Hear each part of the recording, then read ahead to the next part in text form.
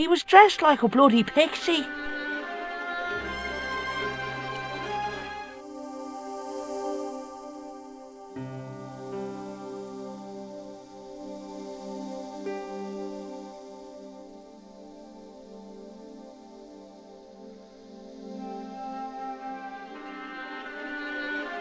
Hey, McGuire. What?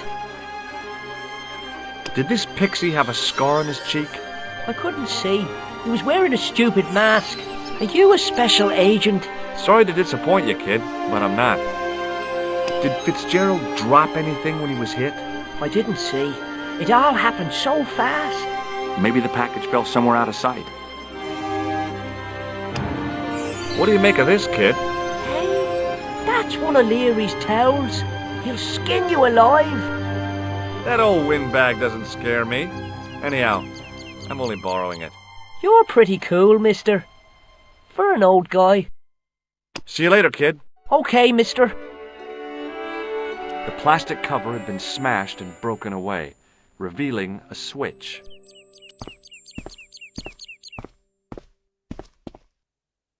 I pushed the switch down, but in doing so it snapped off in my hand. The plastic cover had been smashed and broken away, revealing a switch.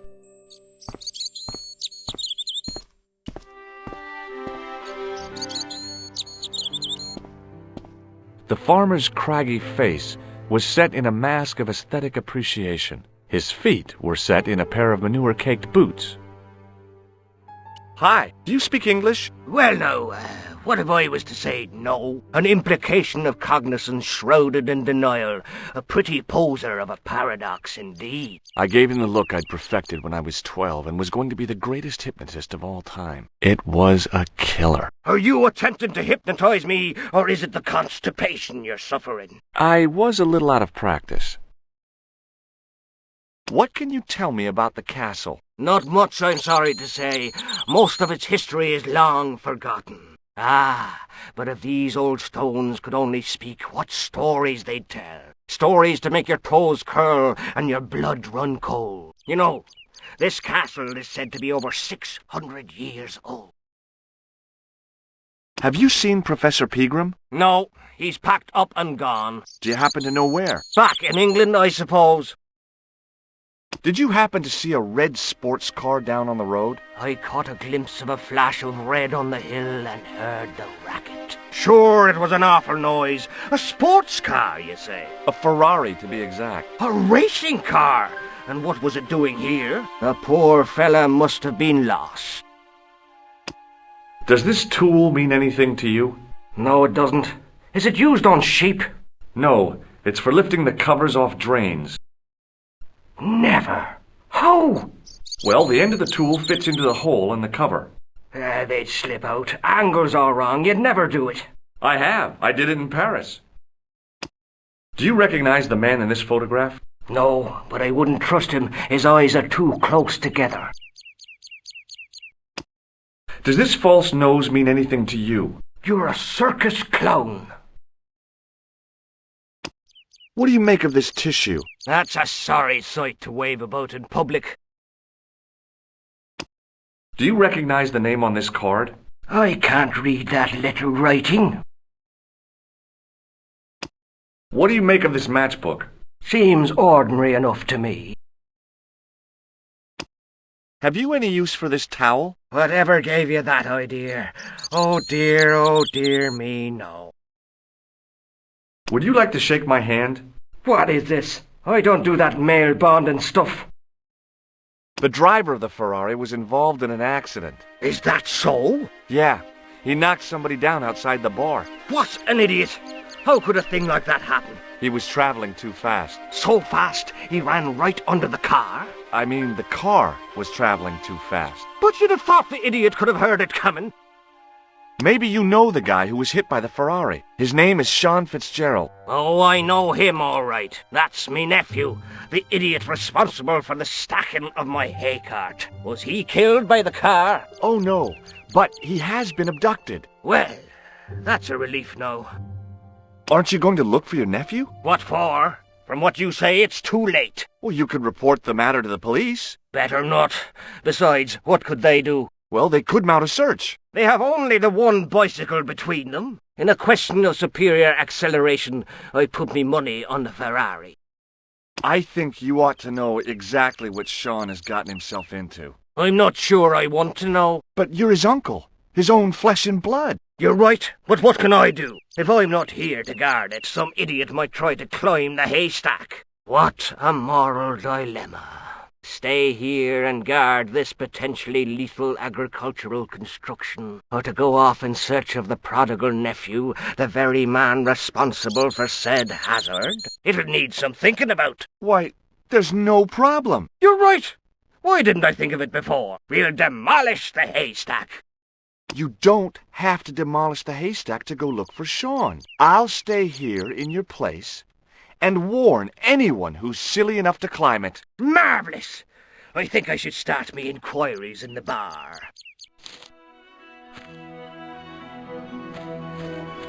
He strode off in the direction of McDevitt's bar, leaving me to contemplate the stack of hay. On the back of the cart was a crazily stacked tower of hay bales, leaning precariously against the castle wall.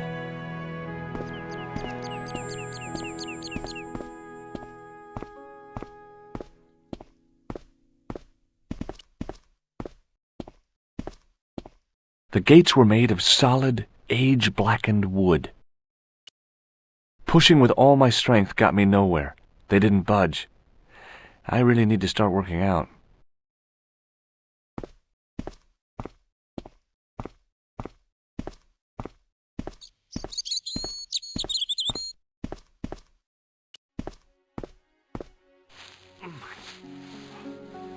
The stack of hay stopped, short of the top of the wall. Even if I stretched as far as I could, the wall was out of reach. What I needed was a slice or two of Alice's Wonderland.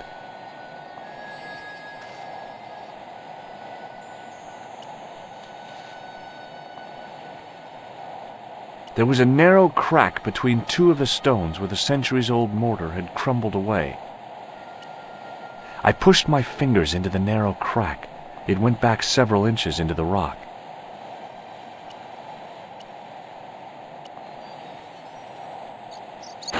I inserted the end of the lifting key in the mortarless crack and gave it a firm shove. It remained lodged in the wall, jutting out to form a step. The lifting key was rammed tightly into the crack in the wall, forming a strong foothold. I tugged at the lifting key and found it was held quite securely.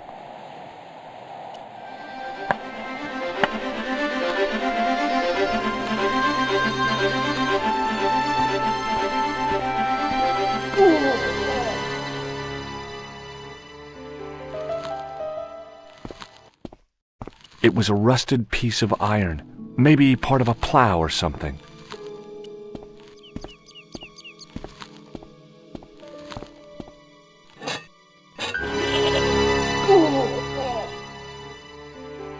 The rope by which the goat was tethered had become tangled on the old plowshare.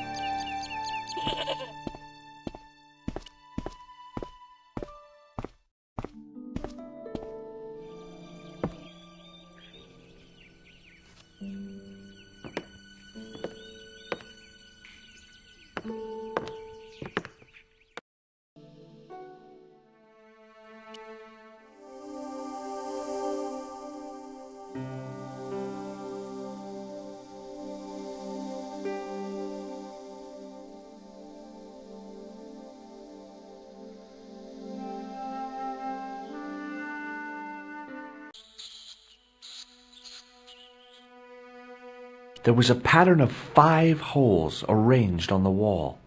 They'd been drilled there deliberately.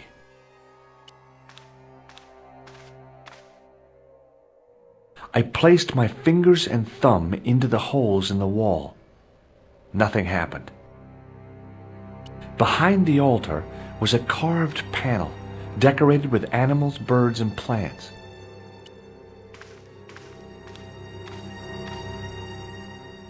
I tried in vain to move the panel.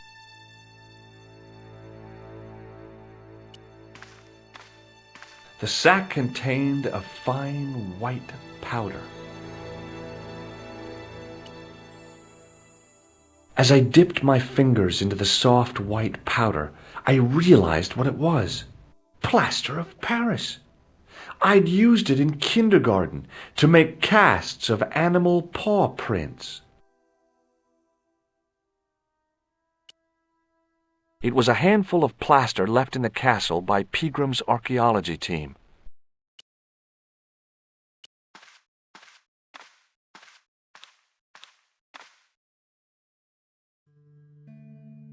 It was a statue which had fallen from its place on the wall, 5 fingers of stone projected from the back of the carving. The statue was too heavy to lift. It overbalanced into the sand. The statue lay face up in the soft sand.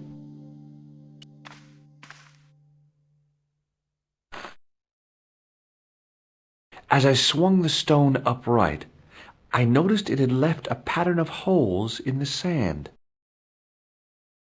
The 5 fingers on the back of the statue had left their impressions in the fine sand. I placed my fingers in the 5 impressions left by the fallen stone. It was weird. They fit perfectly.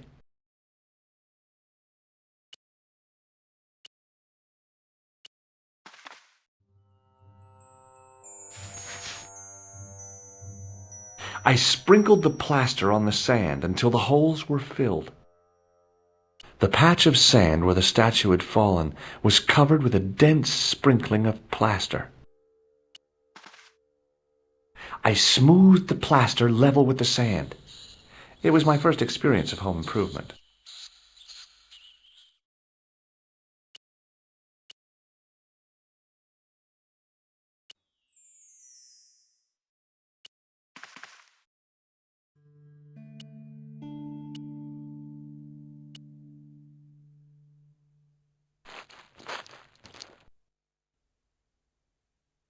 I squeezed the towel as hard as I could, but it was barely damp.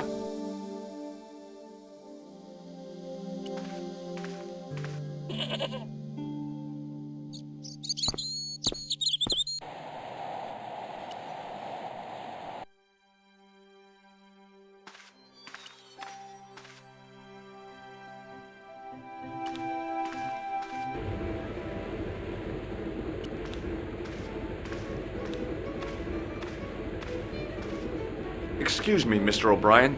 Hello there. What now? I have a suspicion that Fitzgerald might have been given something by Pegram. I thought he acted strangely. I'm talking about the gem. It was something he said. Were you not speaking to him when he ran out of the bar? Yeah, sure. Just talking, that's all. What do you make of this white powder? Could it be bicarbonate of soda? Goodbye for now.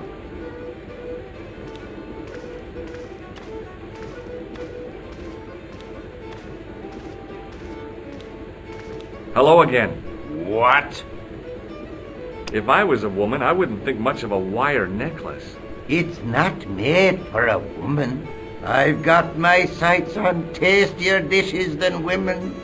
Flesh as smooth and tender as a maiden's. Bones as soft and white as a newborn babe's. Rabbit, lad. That's what gets my juices flowing.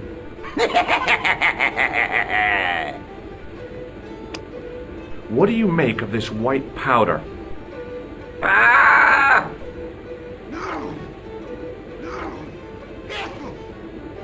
Hay fever! I'll see you later. It was a short piece of wire, twisted into a rough circle. As I stared at the circle of wire, the old man snatched it away and put it in his coat.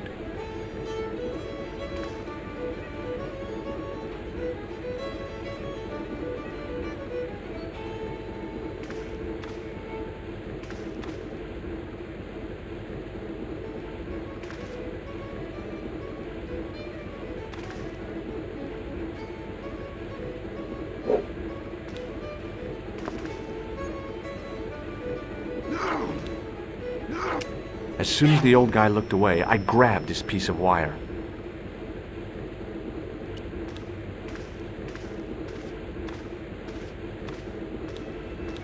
Excuse me. Yes, sir? Does this piece of wire mean anything to you? No, it doesn't. Does this... I'm not interested.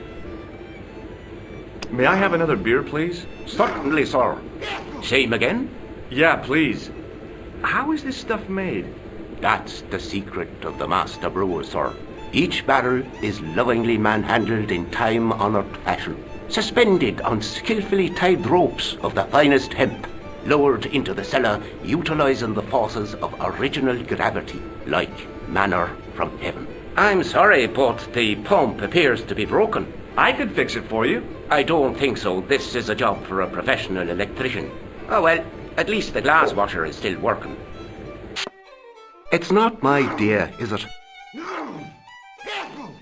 It just so happens I'm an electrician. Check out my credentials. Well, no. Isn't that marvellous? Here's a house bedevilled with faulty wiring of a wayward nature. Here's you, an electric man, with a little plastic card to prove it. I still want to see what you can do before I let you touch me beer pumps. You can make a start on the glass washer. And when you've finished that, will you take a look at the pumps? The white whiskers on the bartender's flushed face were like garlands on a Christmas tree. The resemblance ended there. The top of his head was too slick and shiny to act as a perch for a Christmas angel. It was an electric glass washer. It looked even older than the barman.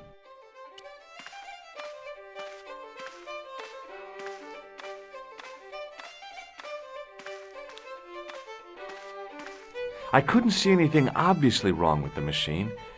I figured it must be the wiring. It was an electrical plug attached to the glass washer.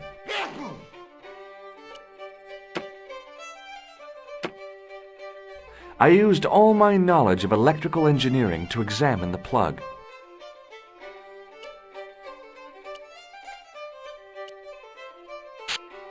I replaced the fuse with a piece of wire.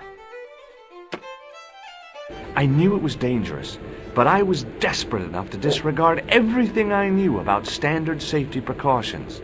Excuse me, Mr. Leary. I fixed your glass washer, no problem. Bingo! And a blessing to all the saints. A free half pint to that man, on the house. Now, could you take a look at the beer pumps? Well, I guess so, but I'm not making any promises. If you can't fix them, I'll have a riot on me hands. The pumps are in the cellar, right? That's right. You'll find a flashlight down there somewhere.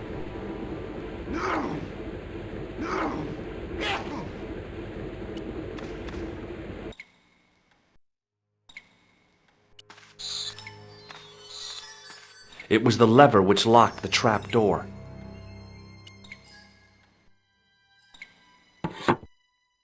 I pushed the lever and heard the grating of metal, but nothing appeared to happen.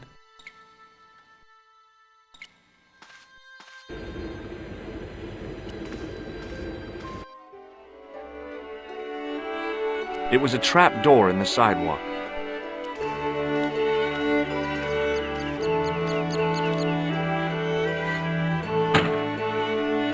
I lifted the trap door, and an overpowering smell of stale beer rose from the cellar below. I looked down on a stone-tiled floor, way too far to jump. Excuse me. There was a nasty feeling in my guts I usually associated with light opera. It was Khan. What's the problem? Did you see what happened here a few minutes ago? What was that? A man was involved in an unfortunate accident. I didn't see anything. What about the boy? He doesn't know anything either. The kid, well, you know how it is in these rural communities. Not enough genes to go round.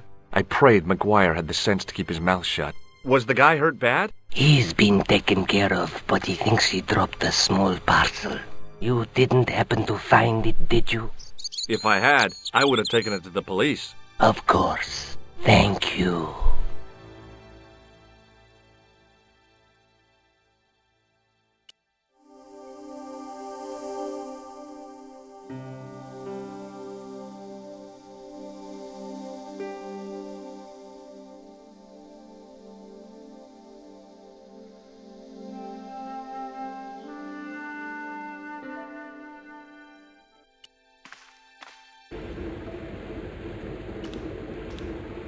Now I could see. I spotted Mr. Leary's flashlight easily.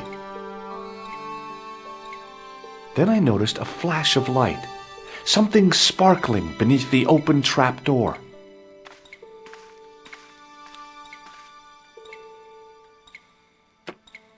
It was Peagrim's gem, all right. A large, uncut blue stone. I guess I was already under its spell. Did you find it? What? Whatever you was looking for. Yeah. Listen, McGuire. I want you to keep this to yourself. No problemo. Just chuck us up a crate of lager. No way. You're not old enough. We can sell it and make some cash. Forget it, kid. I couldn't betray Mr. Leary's trust. I could, for sure. That old misery guts deserves it. If you want to do me a favor, keep a lookout for that guy in the suit. Okay. But it'll cost you a packet of chips. Oh, and shout if you see that Ferrari.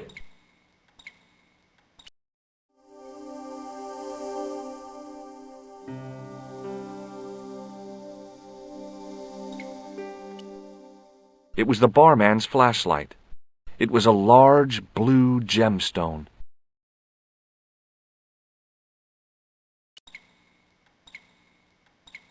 It was a rusty faucet.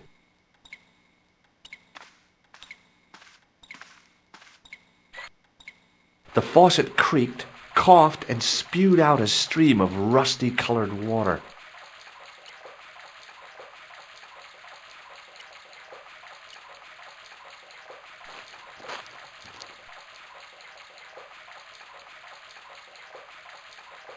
I held the towel under the faucet and soaked it with water. I shut off the faucet as tight as I could, but it kept on dripping. It was a rectangle of toweling printed with the words, Nagopaline Stout Builds Body. The towel was soaked through with water. It was a rusty faucet.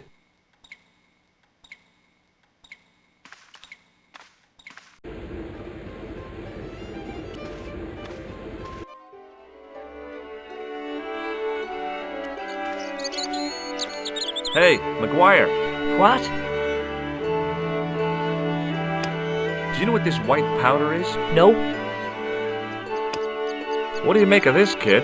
Hey, that's one of Leary's towels. He'll skin you alive. That old windbag doesn't scare me. Anyhow, I'm only borrowing it. You're pretty cool, mister.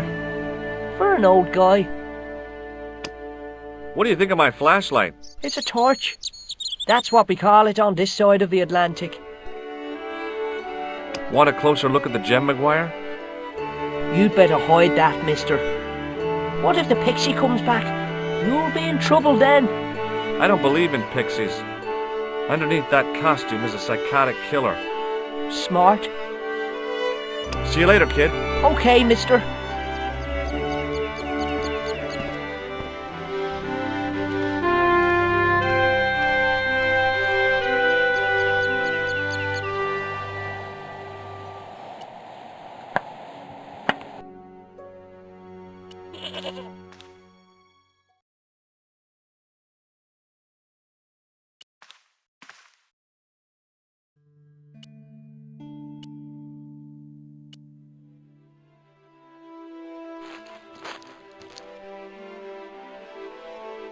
The trickle of water was quickly absorbed by the plaster. My improvised plaster cast was slowly drying out. I eased the solid piece of plaster from the sand. Underneath, it had formed a perfect copy of the statue. The plaster cast was a pretty neat replica of the back of the stone, complete with protruding fingers.